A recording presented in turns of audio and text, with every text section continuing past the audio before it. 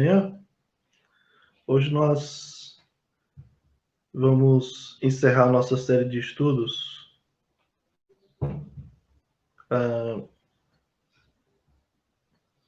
sobre a preguiça, né? Baseado no livro do pastor Tiago Cavaco, esse livro aqui.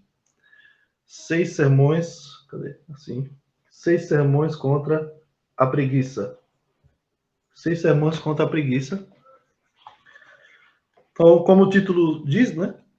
São 6 pregações que o pastor Tiago Cavaco fez na sua igreja sobre a preguiça. Ele percebeu que, em um dado momento, na sua igreja, havia esse problema, o problema da falta de servir, e relacionado à preguiça. E nós temos buscado aprender também com ele a evitarmos esse pecado em nossa igreja, em nossa vida, em nossa caminhada cristã, a lutarmos contra a preguiça, substituindo-a pela alegria de servir a Deus. Eu peço só uma pausa, tem uma porta aqui que está batendo. Deixa eu só fechar aqui.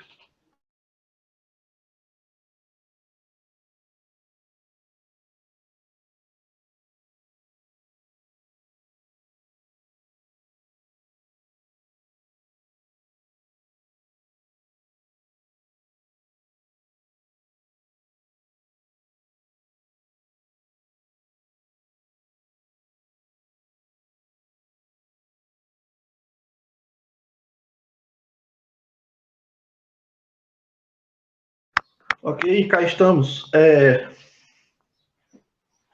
Então, 6 sermões contra a preguiça é o título do nosso estudo. Então, nós vamos para o nosso último momento aqui sobre esse tema, né? E a partir do próximo domingo nós vamos nos aventurar em outros desafios para o nosso crescimento espiritual, certo? Caso haja alguma dúvida, você compartilha conosco, se você quiser, compartilha conosco aí, a gente tenta responder na medida daquilo que a gente pode responder, certo? Caso tenha alguma dúvida, você comenta aí.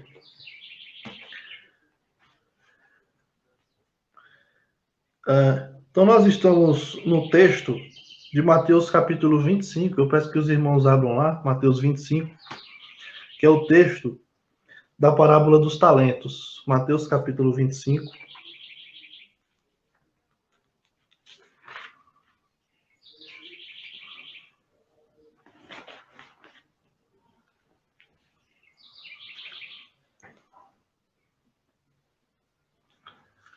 Abra lá para Mateus capítulo 25.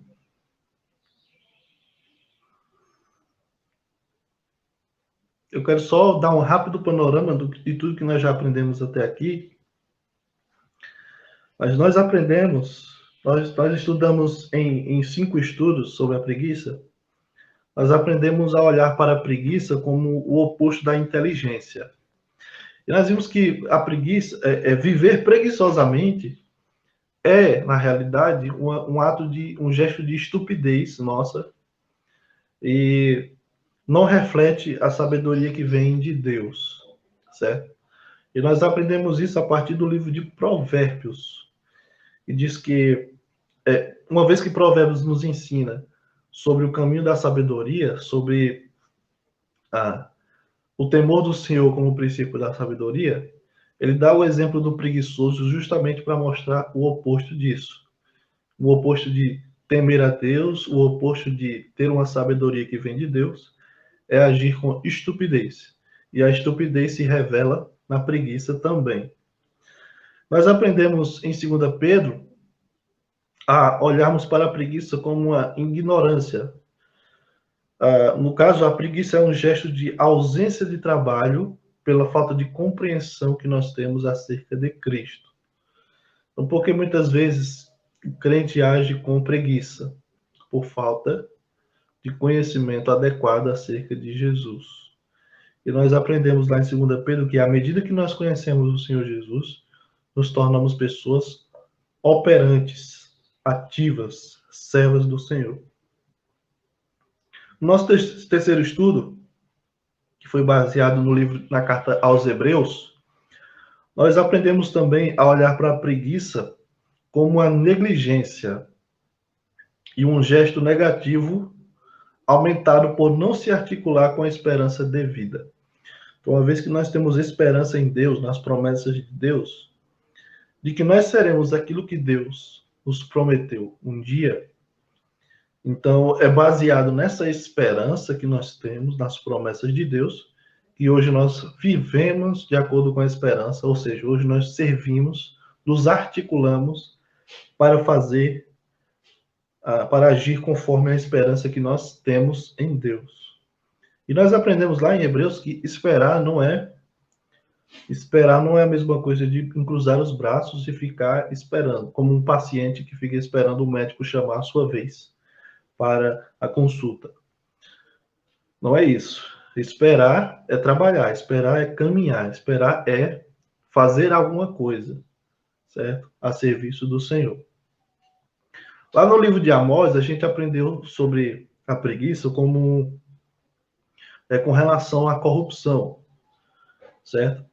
E essa corrupção se revela lá no livro de Amós como uma perversão, uma indiferença à vida das pessoas necessitadas. Uma vez que o povo de Deus, lá no livro segundo o livro de Amós, o povo de Deus vivia em regalias, vivia bem, usufruindo dos prazeres terrenos, e esse apego aos bens fazia com que eles agissem com indiferença para com as pessoas. E essa indiferença, essa corrupção moral do povo, fazia com que eles não agissem em prol dos necessitados. Então, se havia pessoas dentro do povo de Israel que era necessitada, permanecia necessitada, porque ninguém se importava, se preocupava consigo mesmo, com seus bens. E essa indiferença era o gesto preguiçoso do povo de Deus. E nós aprendemos com isso que a preguiça, ela uma das formas em que nós prejudicamos outras pessoas com a preguiça é justamente pela indiferença. Não nos dispormos para ajudar aqueles que precisam de nós. Nós simplesmente cruzamos os braços porque não queremos esforço algum, não queremos fazer nada por aqueles que precisam de nós. Lá em 2 Coríntios, nós olhamos para a preguiça como uma tristeza, ou resultado de uma tristeza da alma, que é uma ausência da alegria que vem de Deus. Nós aprendemos lá que tem dois tipos de tristeza. A tristeza segundo Deus, aquela tristeza que nos causa arrependimento, que nos leva a mudança de atitudes, a uma mudança de rumo, de serviço, e aquela tristeza segundo o mundo que produz a morte, que não traz benefício nenhum. E nós temos aprendido aqui na parábola dos talentos a olhar para a preguiça diante do castigo, né? A relação da preguiça com o castigo. Então, na parábola dos talentos, nós vimos aqui que o Senhor, o Senhor ia fazer uma viagem, iria viajar, e ele ia sair do seu país, e ele chama seus servos, ele confiou os seus bens. Então, os bens eram do seu Senhor. E o Senhor deu, a um ele deu 5 denários, a outro ele deu 2 denários, e a outro deu 1 denário. E o que recebeu 5, negociou e ganhou mais 5. O que recebeu 2, negociou e ganhou mais 2. O que recebeu 1, enterrou. E, de acordo com os versos 24 e 25, aquele servo negligente que escondeu aquele único talento que ele havia recebido do seu senhor, fez isso por conta do caráter do seu senhor. Então ele colocou a culpa no seu senhor. Olha, eu não fiz isso porque o senhor é uma pessoa ruim, é severa, Eu fiquei com medo. Então colocou a culpa no seu Senhor. E aí a gente aprendeu muitas coisas aqui que eu não vou repetir para não nos demorarmos aqui. Mas uma das coisas que a gente aprendeu, e vale destacar aqui, é que quando nos falta disposição nas mãos, quando nos falta disposição para trabalhar, para fazer algo para Deus, nos sobra disposição para articular, para falar, para apresentar desculpas esfarrapadas. Então, aquele servo mau e negligente, ele não era capaz de negociar o talento que ele recebeu, ou aquele dinheiro que recebeu, mas prontamente ele estava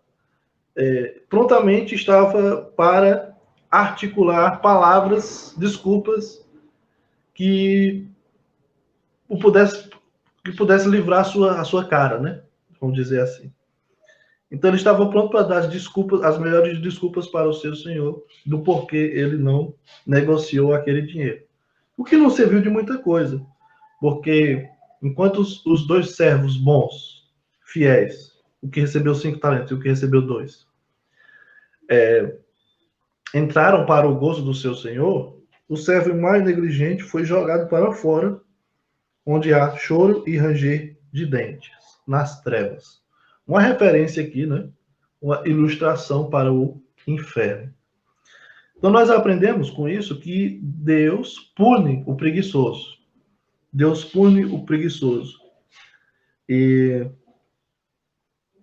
o preguiçoso aqui, ele é apanhado naquilo que ele apresenta, naquilo que ele fala, além daquilo que ele faz também. Está sempre pronto a dar boas desculpas do porquê ele não fez isso ou aquilo. E foi isso que a gente pôde aprender também.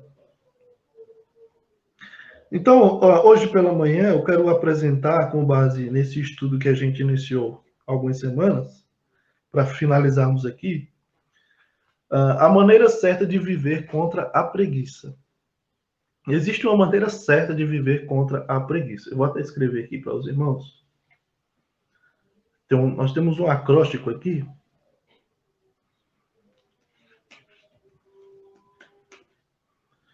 Eu vou pedir para vocês lembrar disso, e se puder até anotar.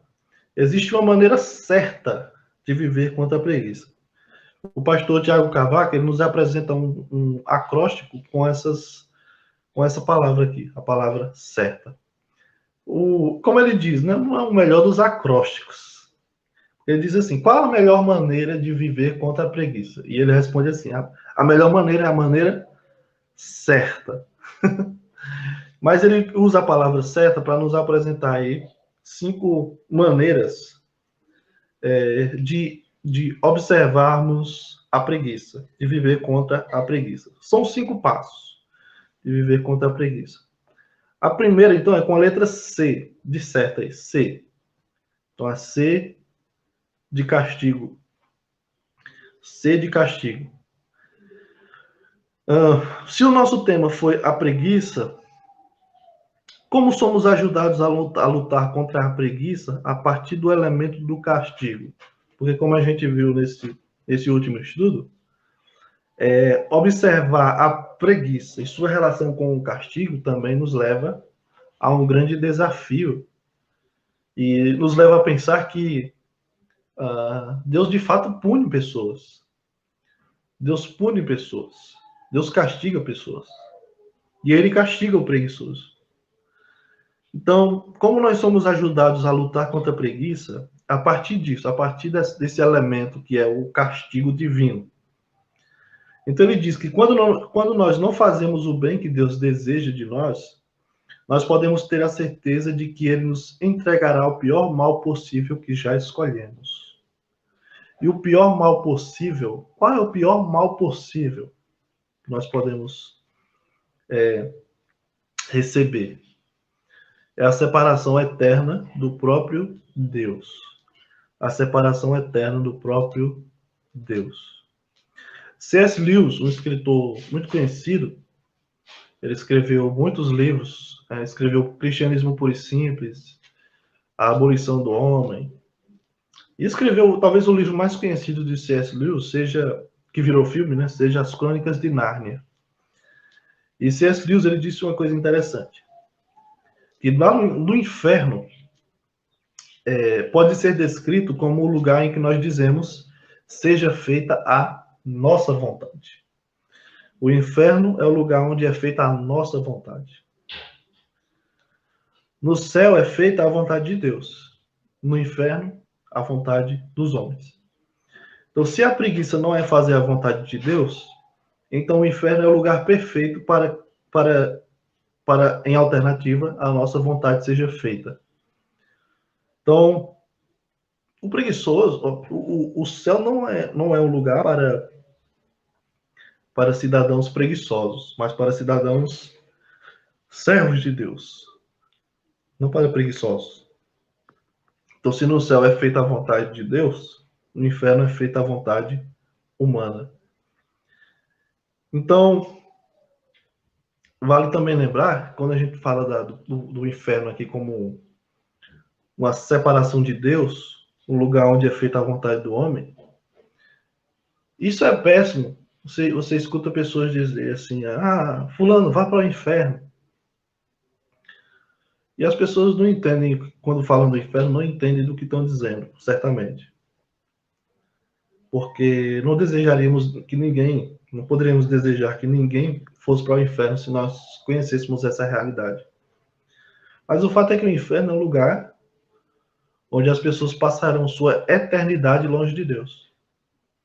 Então, uma pessoa que não entregou a sua vida ao Senhor Jesus, por exemplo, aqui nesta vida, ela não terá outra chance depois que morrer. Não existe isso na Bíblia. Não existe. Pode procurar aí. E depois que morre, ou céu ou inferno. E aí a pessoa vai para o inferno. Não, mas Deus vai ter piedade de mim. Deus já teve piedade. Deus enviou seu Filho Jesus para morrer na cruz para salvar os nossos pecados, para todo aquele que nele crê.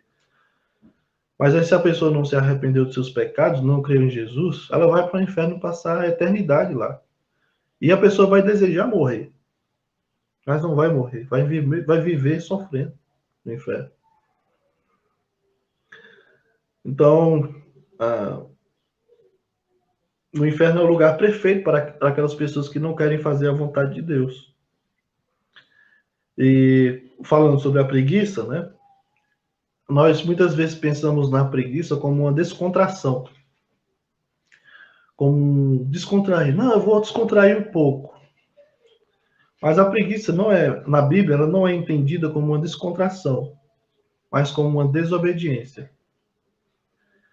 A preguiça não é alguém que se descontraiu deixando de fazer alguma coisa.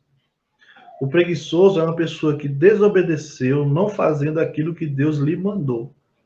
E como a gente aprendeu no primeiro estudo que a gente fez na igreja, sobre a preguiça, o preguiçoso é alguém que desobedeceu a Deus, não fazendo o que ele mandou. E a preguiça não é neutra. A preguiça não é neutra. Não é, eu deixei de fazer alguma coisa, mas está tudo bem. Tanto faz fazer ou não. Deixar de fazer algo é ser rebelde contra Deus. E por isso que é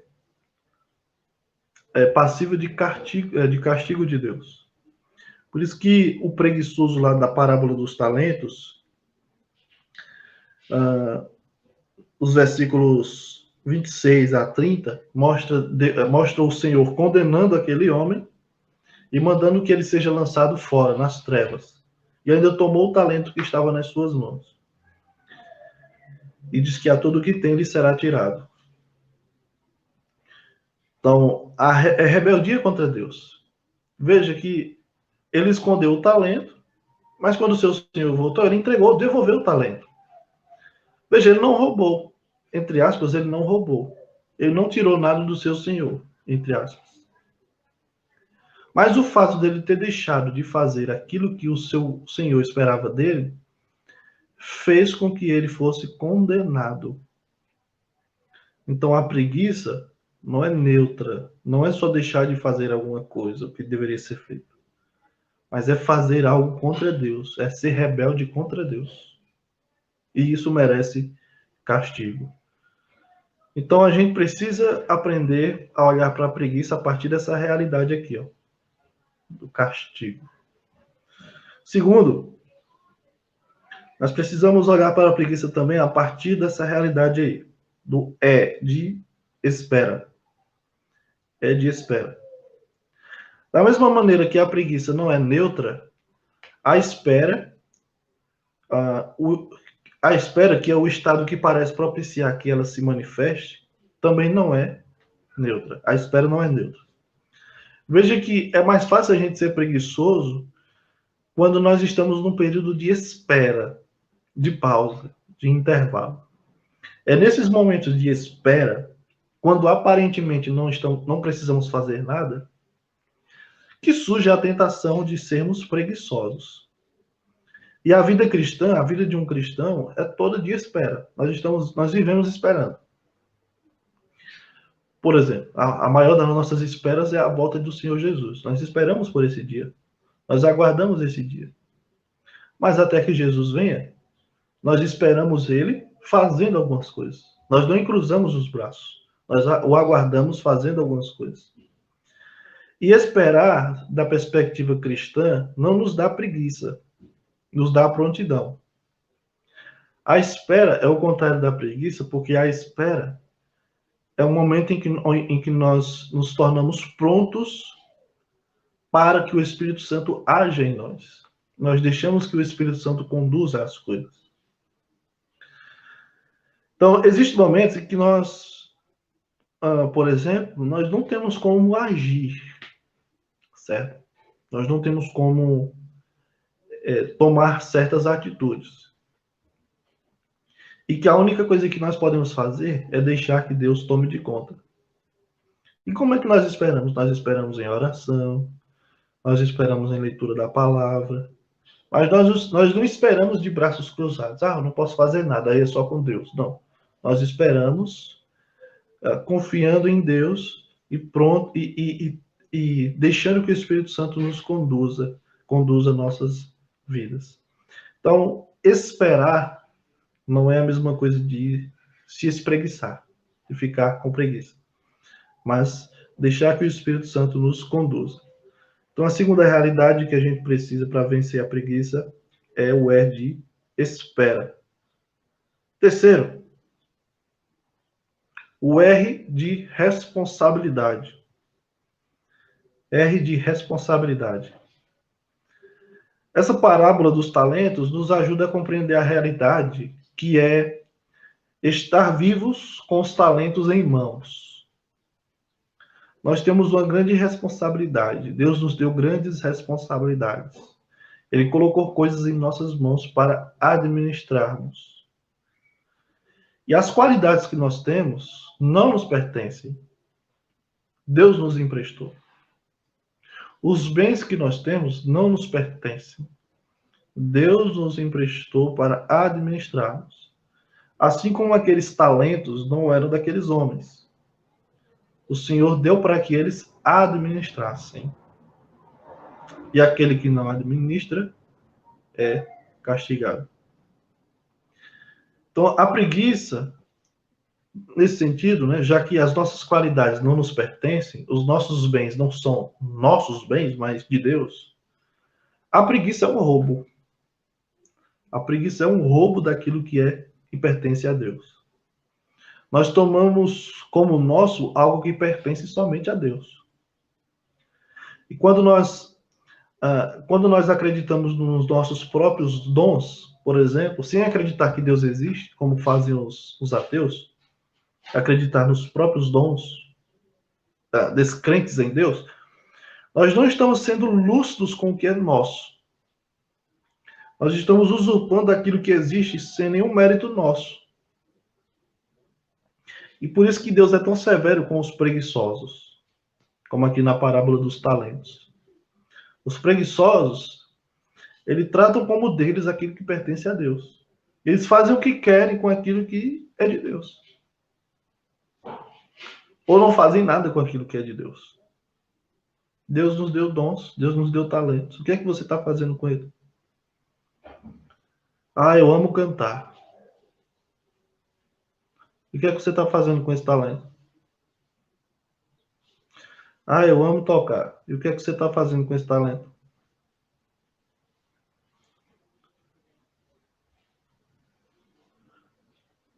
Ah, eu gosto muito de dirigir carro. O que é que você está fazendo com esse talento para o serviço do Senhor? Hum? Ah, eu gosto muito de pessoas, de visitar pessoas. O que é que você está fazendo então com isso? Você está fazendo isso? Então, Deus nos deu responsabilidades e Deus nos deu talentos, qualidades e nós precisamos tratar como responsabilidades para Deus, coisas que são para Deus e não para nós. E se nós temos talentos que Deus nos deu e simplesmente não usamos, não administramos para o Senhor, nós estamos agindo vivendo preguiçosamente. E não serve de nada isso.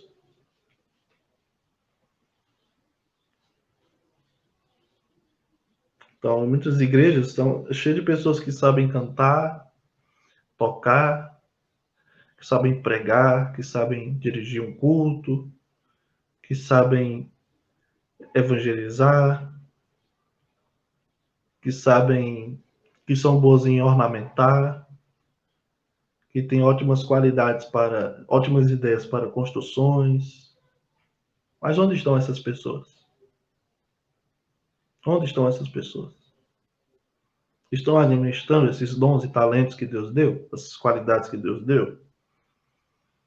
Ou estão roubando aquilo que é de Deus? Então, R de responsabilidade. Vamos lá. O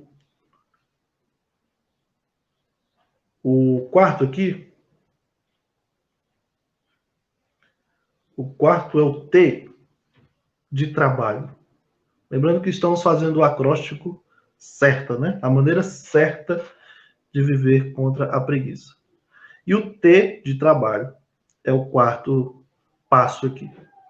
A prova de que nós não sabemos lidar bem com o trabalho é precisamente a nossa preguiça. E ao não lidarmos bem com o trabalho, nós também não lidamos bem com o descanso. Veja que isso é uma realidade. Tratar sobre o pecado da preguiça é bem mais complexo do que a gente imagina. Porque se por um lado nós batemos na preguiça, contra a preguiça, por outro lado você tem também o excesso de trabalho. E eu lembro que eu perguntei uma vez, né? Olha, o que é melhor? Você ser preguiçoso ou você ser super ocupado? Ser preguiçoso ou você ser uma pessoa que trabalha em excesso? E algumas pessoas até responderam: trabalhar em excesso é melhor. Mas nenhum dos dois são melhores. São dois extremos. Equilíbrio é o que Deus requer de nós.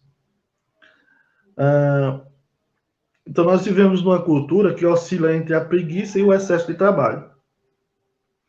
E pessoas que têm problemas com o trabalho, seja com a preguiça ou excesso de trabalho, vai ter problema com o descanso. Não vai descansar conforme a Bíblia nos ordena. Alguém até disse, né, que se descansar fosse fácil, não era um mandamento. E de fato não é. Algumas pessoas acham que descansar é fácil. Descansar é fácil para quem é preguiçoso. Descansar é fácil para quem é preguiçoso. Na verdade, que nem descansa, nem descansa de nada o preguiçoso, porque ele não faz nada. Mas é ruim, como a irmã Isaele comentou aqui. Nenhum dos dois, os dois são ruins, né? O excesso de trabalho ou a preguiça. Então, nós manifestamos dificuldades em dominar o descanso, por exemplo. E, e o autor ele diz que o descanso é uma fera solta dentro de casa. Ele está correndo solto dentro da casa, o descanso. Está solto. E por isso, com muita frequência, nós dormimos demais ou dormimos de menos. Dormimos fora de hora ou dormimos no trabalho. A gente dorme para curtir, dorme porque curtiu demais. E por aí vai. O descanso é uma verdadeira bagaceira. Ou a gente descansa de menos ou descansa demais. E a gente não sabe descansar porque a gente acaba desespiritualizando o trabalho. E, por consequência, desespiritualizamos o descanso. Então, a gente trata o trabalho como algo secular, como se Deus não estivesse nele. E por isso vem a preguiça. Por isso vem a falta de descanso também. Por isso vem também o excesso de trabalho. Nós tiramos Deus do trabalho. Dizemos que ele é secular, dizemos que... Eu até brinquei numa conferência, né? Uma conferência agora, fim de semana. Nós dizemos para... Algumas pessoas falam, eu tenho o meu trabalho secular e o meu trabalho na igreja. Por exemplo, aí uma pessoa é eletricista. Então, o seu trabalho secular é ser eletricista. Mas e se esse eletricista for fazer a instalação elétrica da igreja? Então, ele deixa de ser secular, aquele trabalho, e passa a ser sagrado porque ele foi instalar a energia da igreja. Ou seja, o que eu quis dizer com isso? Que todo o nosso trabalho, tudo aquilo que Deus coloca na nossa mão, é espiritual. E se nós não tratamos como algo que é feito para Deus, aí nós não vamos descansar, nós vamos trabalhar demais, ou nós vamos descansar demais e vamos trabalhar de menos. Então, a única pessoa que pode nos dar esse equilíbrio é o Senhor Deus. E Deus não nos quer servindo a Ele sofrendo, senão Ele não teria dado um mandamento para descansar, por exemplo. Mas o trabalho do Senhor, trabalhar para Deus, seja onde for, deve ser algo prazeroso e que nos leva ao descanso. Então, ter de trabalho, nós precisamos aprender a tratar o trabalho como algo espiritual. E por último, a de alegria. A de alegria. Então a gente quer fechar essa série de estudos com um convite a todos. Um convite. Um incentivo, um apelo. A gente pode colocar como... A gente pode dizer que o contrário, ou o oposto da preguiça não é o trabalho. Certo? Talvez você ainda pense assim, que o oposto da preguiça é o trabalho. Muito pelo contrário. O oposto da preguiça é a alegria. Como a gente até já falou outra vez, o preguiçoso é uma pessoa triste. O preguiçoso é uma pessoa triste. E é a tristeza que não vem de Deus. O oposto da preguiça é a alegria. O trabalho é companheiro da alegria. Gênesis capítulo 2. Não havia certas plantas, ervas, porque não havia o homem para cultivar o jardim. E Deus criou o homem e o colocou no jardim para cultivar e guardar. Foi uma bênção de Deus. O trabalho é uma bênção de Deus. Então, o trabalho é o companheiro da alegria. O trabalho não é o adversário da alegria. Tem um dito popular que diz: quem corre por gosto não cansa. Quem corre por gosto não cansa. E a ilustração mais lógica aqui talvez seja do maratonista, né? O maratonista, geralmente, os maratonistas geralmente são pessoas que gostam de correr, que amam a corrida. E é óbvio que eles se cansam. Alguns chegam bastante extenuados até a linha de chegada. Mas eles fazem isso com um prazer enorme. Por mais cansativo que seja. Mas aquilo é algo, traz uma alegria que é maior do que o cansaço. Porque quem corre por gosto não cansa. O maior prejuízo causado pela preguiça não é a falta de atividade, O maior prejuízo causado pela preguiça não é a falta de produtividade. E existem muitos livros hoje que tratam sobre isso, sobre produtividade. O maior prejuízo da preguiça não é o mato crescer, a goteira pingando na telha. O maior problema da preguiça não é esse. O maior problema da preguiça é a perda da alegria e da satisfação em Deus. É a perda da alegria e satisfação em Deus. O preguiçoso, ele não é feliz em Deus. Ele não é. Ele não é satisfeito em Deus. Não é. Como é que nós podemos encorajar alguma pessoa a abandonar a preguiça? Como é que nós possamos encorajar as pessoas a abandonar a negligência? Explicando que o prêmio para aqueles que trabalham e se esforçam é a entrada na alegria. Então você viu aqui na parábola, Mateus 25, o Senhor diz para os seus servos, no versículo 1 e versículo 23, né? Muito bem, servo bom e fiel. Foste fiel no pouco e sobre o muito te colocarei. Entra no gozo do teu Senhor. Então, existe um prêmio para aquelas pessoas que se esforçam para Deus, que trabalham para Deus. Existe um prêmio. O prêmio é participar da alegria do Senhor. Então, o que a gente poderia dizer para alguém deixar abandonar a preguiça? Que encorajamento maior nós poderíamos dar? As pessoas que não vivem preguiçosamente serão recompensadas, participarão da alegria do Senhor um dia. Então, nós não trabalhamos para provar o nosso valor, para provar o nosso empenho. Nós trabalhamos, nos esforçamos para provar da doçura que Deus nos dá, que nos é dada por Deus. Nós trabalhamos para desfrutar das bênçãos de Deus, que Deus nos dá. Diz que é dom de Deus. Eclesiastes diz que é dom de Deus que o homem trabalhe, que o homem coma do seu trabalho, que ele desfrute da sua esposa, dos seus filhos. É dom de Deus. É um presente. E o contrário disso? Quando a pessoa não quer isso, trabalhar. Quando a pessoa não quer se esforçar. Acha que as coisas caem do céu. Que vai chegar um anjo e vai oferecer comida se você não trabalhar, se você não se esforçar. Não vai.